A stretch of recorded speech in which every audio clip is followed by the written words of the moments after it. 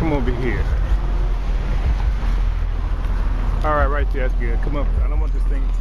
All right, good, right there. Tell me your name. Sonia Cox. Sonia Cox. And tell me the name of your son and tell us what happened. Dominic Johnson. He had just dropped his kids off at home on the 4th of July of 2009, and he was sitting in his car talking to a guy, and a car came up and shooting and had shot him while he was sitting in his car.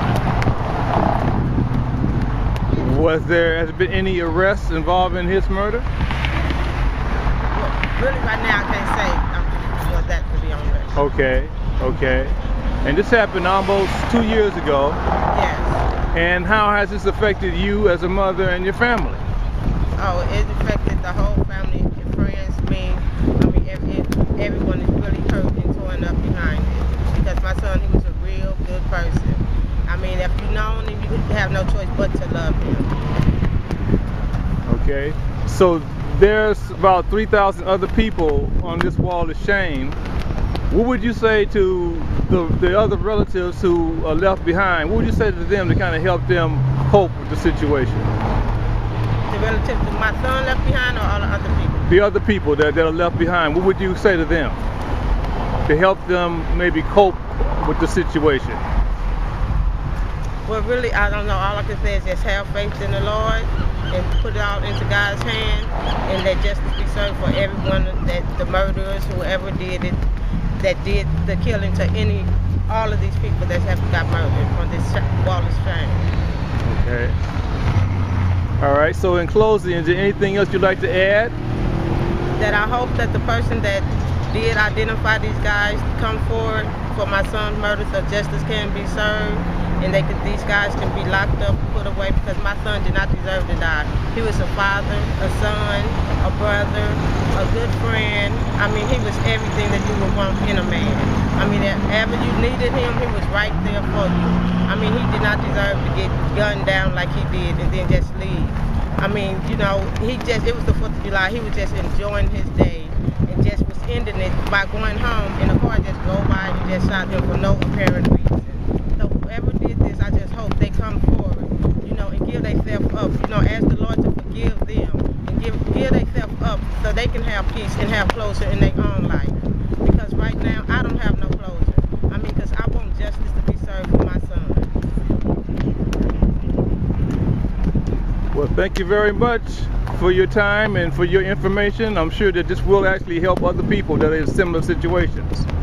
Yes, I hope it'll help everyone too, and I really hope it'll help.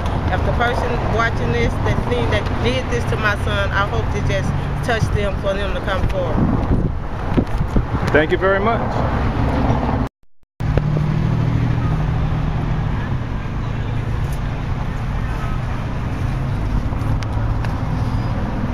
All right, Mr. Adams, why don't you tell us your name and tell us what happened? What brings you here today? Well, I was driving to get my phone. I had lost my phone. I came to get me another phone up there, and I saw the signs out. And I remember a friend of mine telling me my son, Courtney Adams, his name is on the wall of shame up here in Compton. And I came to just look at his name one more time on the wall of shame. And I was able to come out here and find him. Go ahead. He was going to the store one night, late around 9:30, 10 o'clock. And he had just purchased a Chrysler 300. And it was equipped with everything in it. He went in to give him some scratch tickets. And when he come out, he was accosted by three young male Hispanics. And they were carjacking for his car. And as you can see, he lost his life because they shot him with a Uzi about 8-9 times.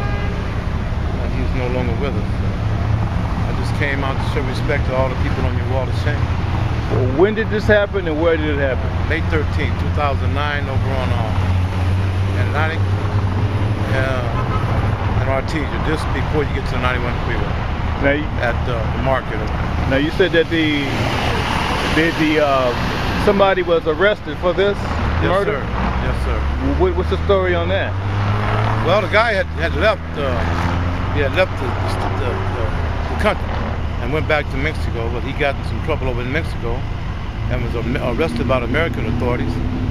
And they were just getting ready to let him go, you know, and they called San Diego, and San Diego said, "You got a murder warrant for this guy?" And they said, "Yeah." And San Diego went down there and picked him up.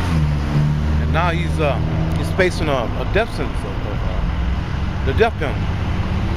He's trying to go through his appeals so he can try to fight and get a life sentence, but there's so much evidence on this guy, he's going to burn. So you say he's already been sentenced then? Well, the defense attorney already talked to the prosecutor. This guy's done.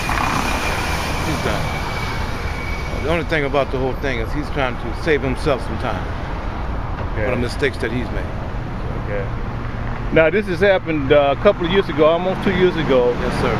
How has it personally affected you, and how have you been able to handle this over the last 18 so months?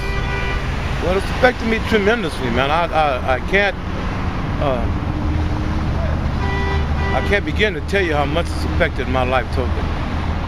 But the way I deal with it is spiritually. I go to Christ with it, you know, and I let Christ handle it.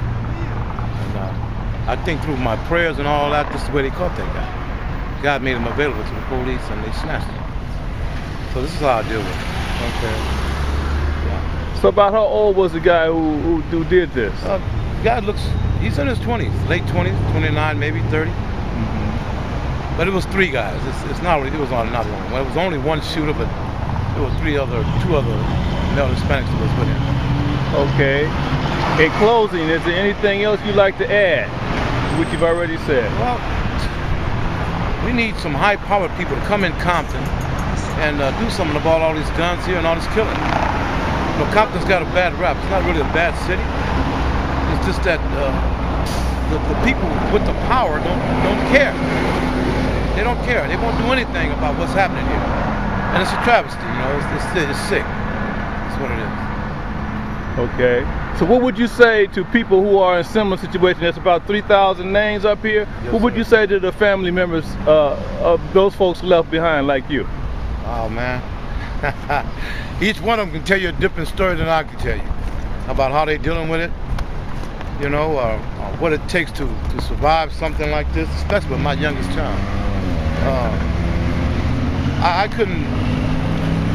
I don't think anybody can actually talk to me, not one of these other family members that's living can tell me how they actually feel about this. This is new territory for me, and I'm pretty sure it's new territory for them, so I really can't answer that question. Okay. I can only hope that they would try to find some spiritual peace in it so they can move on and not be stuck, you know. Okay. Thank you very much, Mr. Adams. Thank you very much.